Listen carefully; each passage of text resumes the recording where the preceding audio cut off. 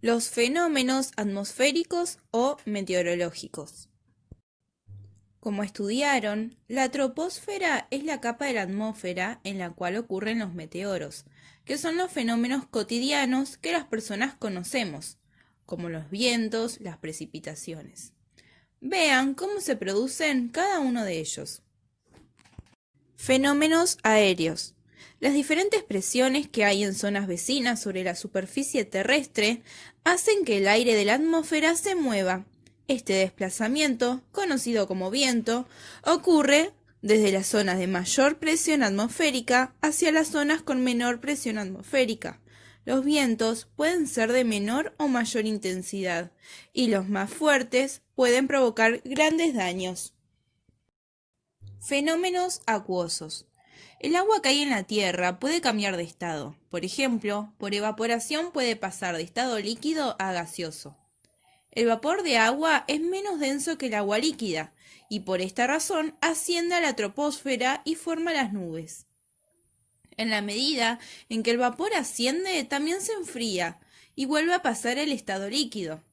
Cuando el agua líquida se acumula en las nubes, puede caer sobre la superficie terrestre.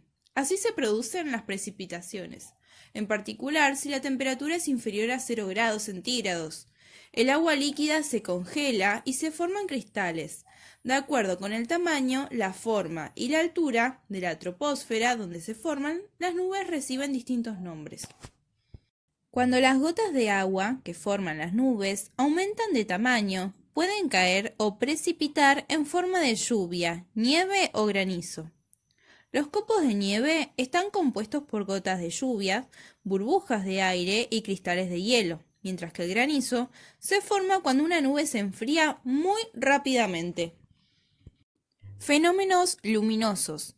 El arco iris se forma por la descomposición de la luz blanca que proviene del sol cuando atraviesa las gotitas de agua dispersas en el aire después de una lluvia.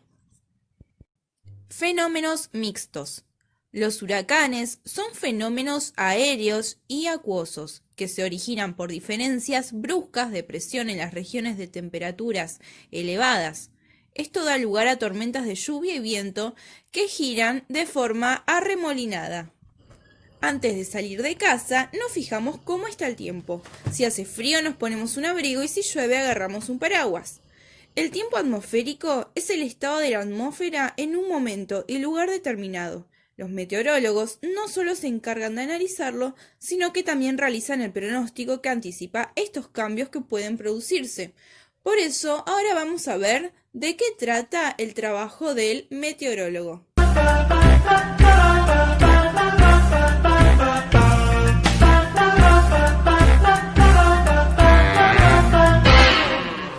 ¿Sabías que la meteorología nos permite conocer y estudiar los fenómenos atmosféricos? Sí, en palabras más sencillas, a través de ella podemos saber cómo es que será el tiempo y el clima en el lugar donde vivimos.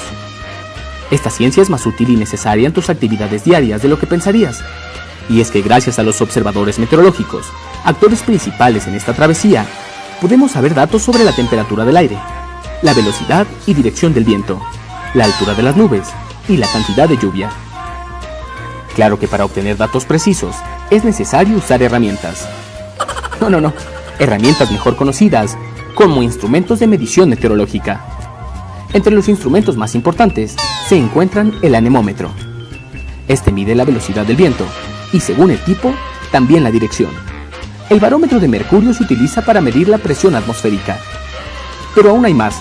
Por ejemplo, el heliógrafo se encarga de registrar la duración de brillo solar y el pluviómetro mide la cantidad de lluvia que cae en la superficie. Y por último, el satélite meteorológico, diseñado exclusivamente para recepción y transmisión de información.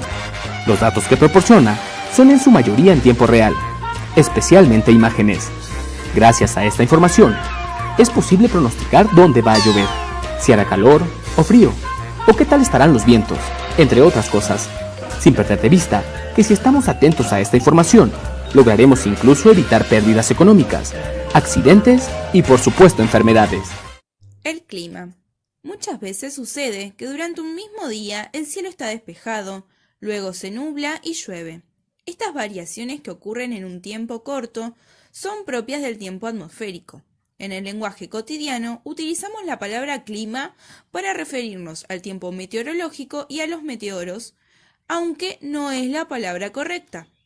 El clima refiere al promedio de los tiempos atmosféricos en una región determinada, y para determinarlo se estudian las condiciones atmosféricas durante un lapso de al menos 30 años. Además, para determinar el clima de una región se tiene en cuenta qué vegetación hay en el lugar. Vean algunos de los climas que se reconocen en nuestro país. Zona cálida. Temperatura y humedad elevadas todo el año. Precipitaciones abundantes y frecuentes. En las regiones de clima cálido, como la selva tucumana, la vegetación es muy variada y abundante, y hay muchas especies de animales. Zona fría. Temperatura y humedad bajas durante todo el año. Hay nieve. En las regiones de clima frío, como el bosque patagónico de la región sudoeste de nuestro país, predominan las coníferas y los alerces. Zona templada. Temperatura moderada, estaciones bien diferenciadas, otoño, invierno, primavera, verano. Es característico del centro de nuestro país, como la provincia de Buenos Aires, parte de la llanura pampeana y parte de Santa Fe y Entre Ríos. ¿Qué diferencia hay entre el tiempo meteorológico y el clima? ¿Es correcto decir qué lindo está el clima hoy? ¿Por qué? Última actividad. Realiza un cuadro comparativo entre los distintos tipos de clima. Eso es todo. Les mando un beso enorme. ¡Chao!